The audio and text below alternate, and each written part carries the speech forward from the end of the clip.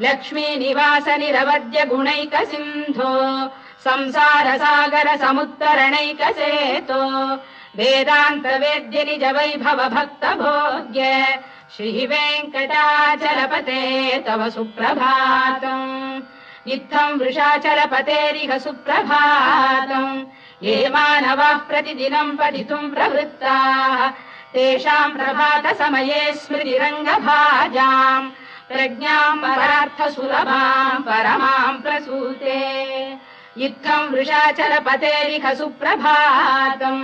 ये मानवाः प्रतिदिनं पठितुं प्रवृत्ताः तेषां प्रभात समये स्मृतिरङ्गभाजां प्रज्ञां परार्थ सुलभां परमां प्रसूते कमलाकुच चूचुक कुङ्कुमतो नियतारुणितातुल नीलतनो कमला